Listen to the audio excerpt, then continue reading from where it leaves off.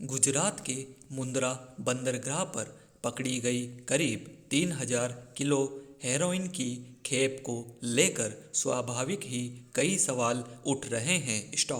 Heroin की यह खेप अफगानिस्तान से लाई गई। इसकी कीमत लगभग 21,000 करोड़ रुपए आकी गई है। हालांकि इसकी खेप जिस कंपनी के नाम पर यहाँ मंगाई गई थी, उसके मालिकों को गिरफ्तार कर लिया गया है। कुछ अफगान नागरिकों को भी दिल्ली में पकड़ा गया है। पर बंदरगाह की सुरक्षा व्यवस्था और खुफिया तंत्र को लेकर सवाल बने हुए हैं।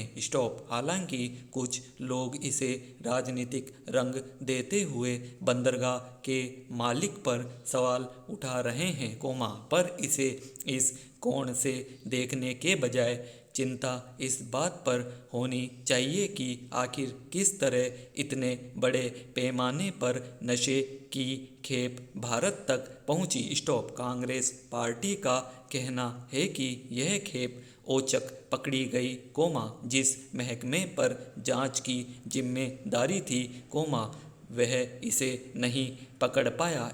इस तरह न जाने कितनी खेपें अब तक देश के विभिन्न हिस्सों में पहुंची होगी। निसंदेह यह बेहद चिंता का विषय है। इसकी उच्च स्तरीय और पारदर्शी जांच होनी चाहिए। हमारे देश के कई इलाकों में नशे का कारोबार इस कदर जड़े जमा चुका है कि उसे समाप्त करना बहुत बड़ी चुनौती है। तमाम कोशिशों के बावजूद पंजाब, हिमाचल आदि के कुछ इलाकों में तो ऐसे नशे की गिरफ्त में आकर युवाओं के असमय मौत के मुंह में समा जाने की घटनाएं रुक नहीं पा रही। देश का शायद ही कोई महानगर हो, जहां ऐसे नशे के कारोबारियों ने अपना जाल न बिछा रखा हो।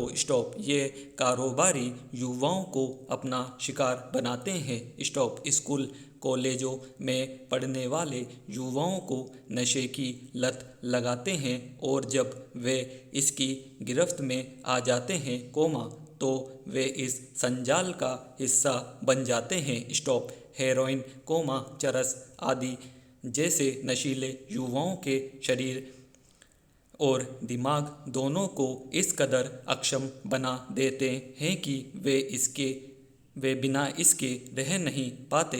नशा न मिलने पर उनमें से कई खुदकुशी कर लेते हैं, कई दूसरे तरह के अपराध करने लगते हैं, अनेक ऐसे उदाहरण हैं जब ऐसे नशों के शिकार युवाओं ने अपने माता पिता या किसी और परिजन की हत्या तक कर दी।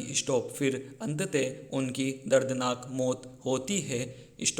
कोई भी कल्याणकारी सरकार अपने युवा नागरिकों को इस तरह नशे की गिरफ्त में आकर मौत को गले लगाते नहीं देख सकती।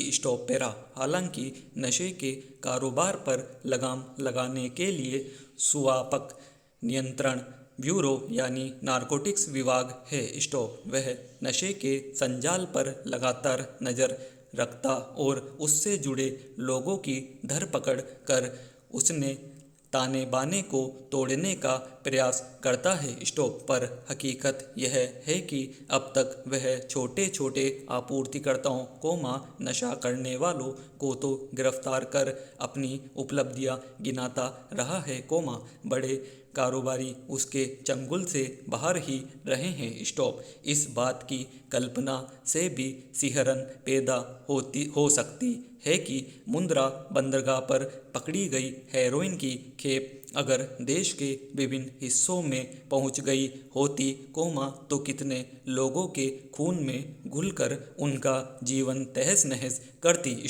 किसी बंदरगाह तक अगर कोई इतने बड़े पैमाने पर हेरोइन पहुंचाने का साहस कर सका, तो यह सवाल अपनी जगह है कि क्या वह पहले से ऐसा करता रहा है। स्टॉप। उम्मीद की जाती है कि सरकार इस खेप के जरिए नशे के पूरे संजाल को पकड़ने और उसे ध्वस्त करने का प्रयास करेगी। Stop para.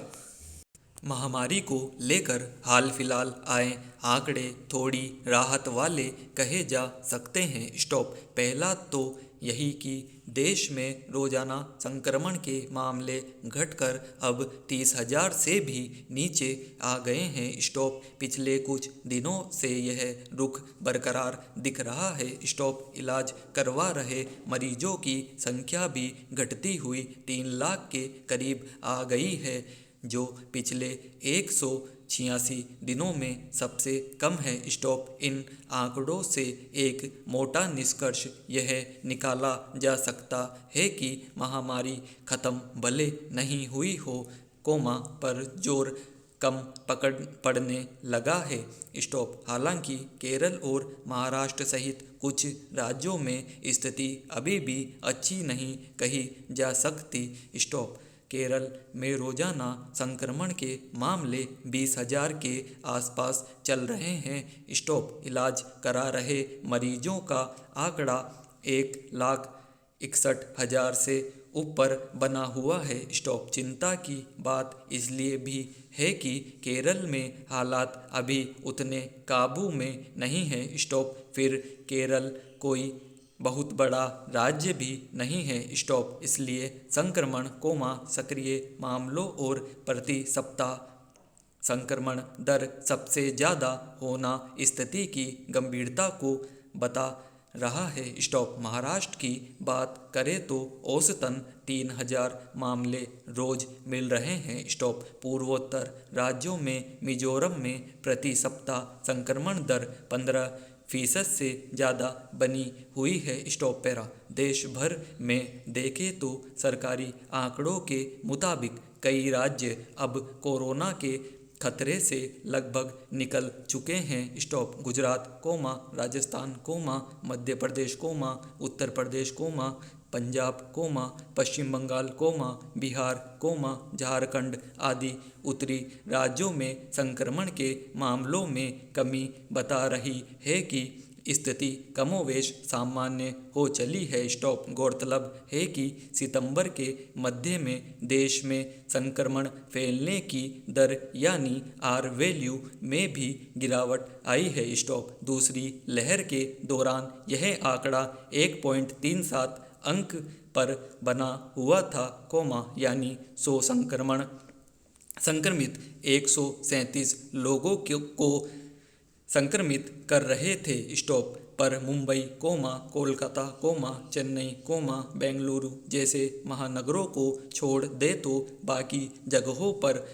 अब यह 1 से नीचे आ चुका है। स्टॉप। यहाँ तक कि केरल और महाराष्ट्र में भी यह अब 1 अंक से कम है। स्टॉप। इन दोनों राज्यों में संक्रमण की फैलाव दर में कमी आना कुछ राहत की बात इसलिए भी है कि पिछले दिनों देश के कुल मामलों में 80% मामले यहीं से आ रहे थे। Stop para. खतरा अभी टला नहीं है। स्टॉप। सितंबर-अक्टूबर के दौरान तीसरी लहर की आशंका काफ़ी समय से जताई जा रही है। स्टॉप। कहने को टीकाकरण अभियान भी जोरों पर है, लेकिन फिर भी सतर्क रहने की ज़रूरत है, क्योंकि रोजाना 25-30 हज़ार संक्रमितों का आंकड़ा भी छोटा नहीं होता। स्टॉप। खासतौर से आने वाले दिनों में त्योहारों का मौसम रहेगा।